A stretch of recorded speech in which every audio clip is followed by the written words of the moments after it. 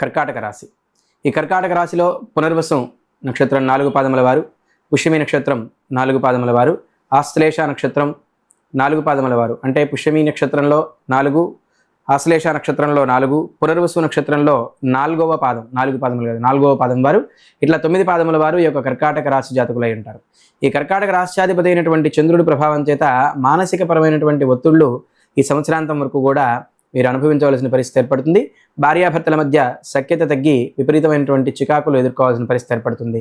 ఆదాయ వ్యయాల్లో 8 ఆదాయంగాను, వ్యయం 2గా గోచరిస్తుంది. కనుక వీరికి కూడా ఆదాయపరంగా అనుకూలమైనటువంటి వాతావరణం ఈ యొక్క కర్కాటక రాశి వారికి ఈ సంవత్సరాంతం వరకు కూడా గోచరిస్తుంది. చాలా మంచి ఫలితం అనేటువంటిది వీరు పొందుతారు. ఆకస్మికమైనటువంటి ధనలాభాలు వీరికి ముఖ్యంగా చెప్పవలసినటువంటి విషయం. భార్యాభర్తలతో ఇద్దరు కూడా సఖ్యతగా ఉండడం అనేటటువంటిది ముఖ్యంగా చెప్పవలసిన విషయం. వీరు ఖచ్చితంగా ఎదుటివారిని ద్వేషించకుండా తల వంచుకొని వెళ్ళిపోతే అనుకూలమైనటువంటి ఫలితాలు ఇంకా ఎక్కువగా వస్తాయి. మంచి విశేషమైనటువంటి ఫలితాలతోటి సుఖజీవనం సాగిస్తారు. రాజపూజ్యం 7, అవమానం 3గా గోచరిస్తుంది. ఈ రాజపూజ్యం 7 అయిన కారణం చేత వీరికి ఎక్కడికి వెళ్ళినా కూడా గౌరవ మర్యాదలు విశేషంగా దక్కుతాయి.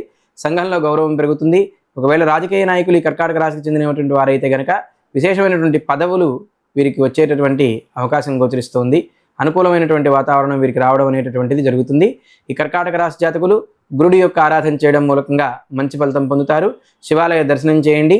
రాముల వారి యొక్క దర్శనం చేయడం మూలకంగా మంచి ఫలితం పొందుతారు. తెలుపు వస్త్రం ధరించడం వీరికి విశేషమైనటువంటి ఫలితాన్ని ఇచ్చేటటువంటి విషయం. తదుపరి వీరికి విశేషమైనటువంటి సంఖ్య 2.